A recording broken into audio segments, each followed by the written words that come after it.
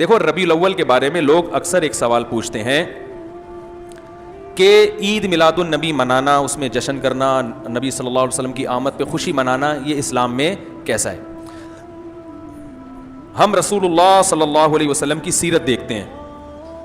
پہلی بات تو یہ کہ 12 ربیع الاول نبی کا یوم ولادت ہے, اس پر کوئی صحیح روایت موجود نہیں ہے.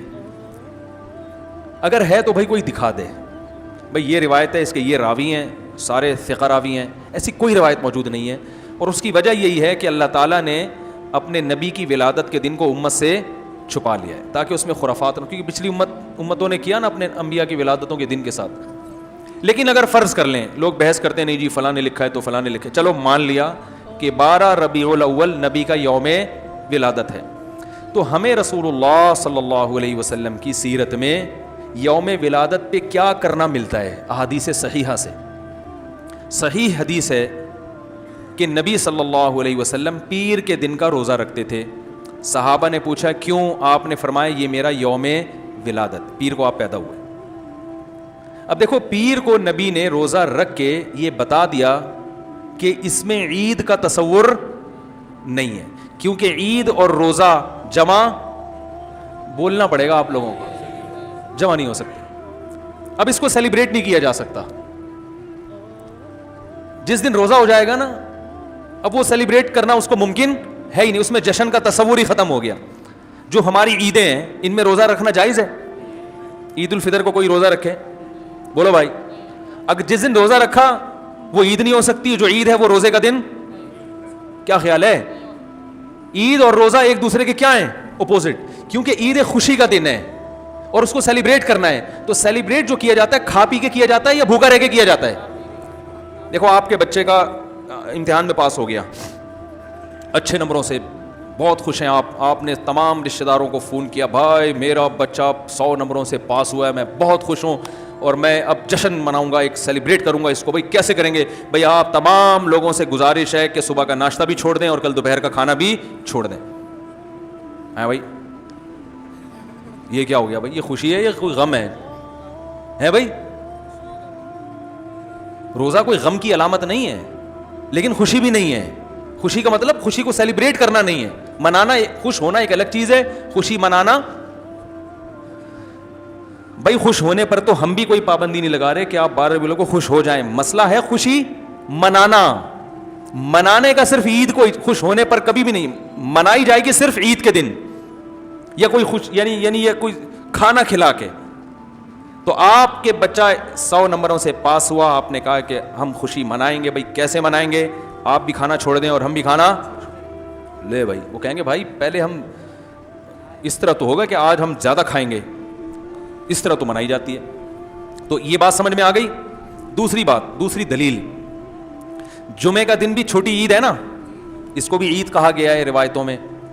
اسی وجہ, اور عید کے بہت سارے احکام جمعے کے دن بھی لاگو ہوتے ہیں. غسل کر کے نہا دھو کے مسجد میں اجتماع ہوتا ہے, عید کے دن بھی غسل کر کے نہا دھو کے اجتماع ہوتا ہے. نبی جمعے کے دن بھی اچھے کپڑے پہنتے تھے, ہم عید کے دن بھی بولتے کیوں نہیں اچھے کپڑے پہنتے ہیں, جمعے کے دن بھی خوشبو لگا کے نہا دھو کے, عید کے دن بھی ایسے ہی. اور حدیث میں جمعے کے دن کو بھی روزے کے ساتھ خاص کرنے سے منع کیا گیا ہے. لا تختصوا لیلۃ الجمعۃ بصلاۃ ولا یوم الجمعۃ بصوم. حدیث میں آتا ہے جمعے کی جو رات ہے اس کو عبادت کے ساتھ خاص مت کرو, اور جمعے کے دن کو روزے کے ساتھ خاص مت. جمعے کو روزہ رکھنا کوئی اضافی فضیلت نہیں ہے. ویسے جائز ہے روزہ رکھنا کہ آپ کی چھٹی جمعے کو ہوتی ہے اس لیے رکھ لیا, تو ایک الگ بات ہے. لیکن اس کو خاص فضیلت دے کے رکھنا, تو یہ مکمل عید تو نہیں ہے. اس میں عید کا لک بہرحال بولو بھائی ہے. خطبہ بھی ہے, جیسے عیدین میں خطبہ بھی ہوتا ہے, 2 رکعتیں ہیں عیدین میں بھی 2 رکعت, تو لک ہے اس میں. اب ذرا ٹیکنیکل پوائنٹ کو سمجھیے گا آپ لوگ. یہودی سب سے پرانی قوم ہے, ان کے لیے جو مقدس دن تھا وہ کون سا تھا؟ ہفتہ, اور وہی ان کی چھوٹی عید تھا. سب سمجھ رہے ہیں نا, اسی میں وہ اجتماع کرتے تھے. عیسائی اس کے بعد آئے, ان کے لیے کون سا ہوا؟ اتوار کو, جو ہفتے کے بعد ہے. مسلمان ان کے بھی بعد آئے, تو ہمارے لیے کون سا ہونا چاہیے تھا؟ پیر. اور یہ یوم ولادت بھی تھا, تو اس کو تو زیادہ فضیلت ہونی چاہیے تھی نا بھائی, عقلی لحاظ سے بھی اور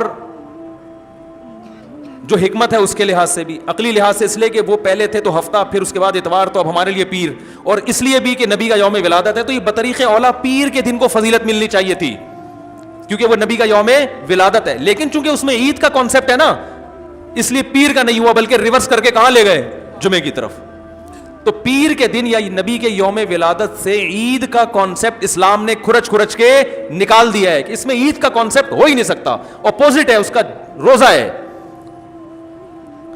بات آ رہی ہے سمجھ میں؟ اس لیے 12 ربیع الاول اگر نبی کا یوم ولادت ہے بھی تو بہت کچھ بھی اگر کرنا ہے تو روزہ رکھنا, ہم تو اس کے بھی قائل نہیں ہیں روزے رکھنے کے, کیونکہ نبی نے پیر کا رکھا ہے, 12 ربیع الاول کا نہیں رکھا. لیکن اگر آپ کو کھینچ تان کے کچھ نہ کچھ ثابت کرنا ہی ہے تو آپ اس دن کو روزے کا تو قرار دے سکتے ہیں. آپ اس دن کو سیلیبریٹ کرنا یا عید قرار دینا آپ کے لیے ممکن, قرآن و سنت نبی کی تعلیمات کے مطابق عید کا دن قرار دینا ممکن نہیں ہے, آپ ممکن نہیں ہے. دوسری بات, ابھی بات مکمل نہیں ہوئی ہے, ایک پوائنٹ اور رہ گیا. اسلام میں عیدیں صبح کے وقت ہوتی ہیں, رات کو عیدیں غیر مسلموں کی ہوتی ہیں.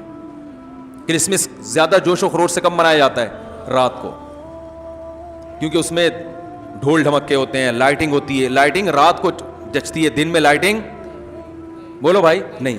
جبکہ اسلام کے جو تہوار ہیں وہ کب ہوتے ہیں؟ صبح کے وقت. صبح آپ اشراق کے وقت آؤ گے, نماز پڑھو گے, سوئیاں کھاؤ گے, گلے ملو گے, پتلی گلی سے نکل لو.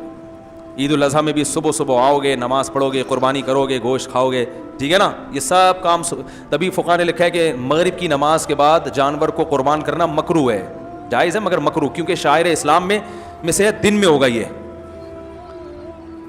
رات کو شریعت نے اس لیے نہیں رکھا کہ رات کا وقت نا گناہوں کی طرف لے جاتا ہے. جب خوشی منائی جاتی ہے تو رات کو انسان ٹریک سے ہٹنے کا خطرہ زیادہ ہوتا ہے. جبکہ 12 ربیع الاول کو جو عید منائی جاتی ہے وہ دن میں زیادہ منائی جاتی ہے یا رات کو؟ ساری لائٹنگ رات کو ہوتی ہے, سارے جو نعت اور میوزک کے ساتھ وہ سب کب ہو رہا ہے؟ رات کو. یہ خود اسلام کے مزاج کے خلاف ہے. تو پتہ ہی چلتا ہے بھائی, بہت معذرت کے ساتھ, کسی پہ طنز مقصد نہیں ہے. دیکھو اللہ اس کے رسول صلی اللہ علیہ وسلم کو فالو کرنا یہ عشق نبی ہے اصل.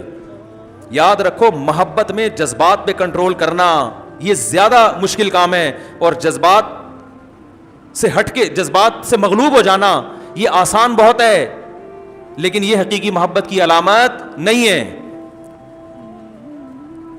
جب محبت ہو نا کسی کو تو اپنے جذبات کو حدود کے اندر رکھ کے انسان محبت کا اظہار کرے.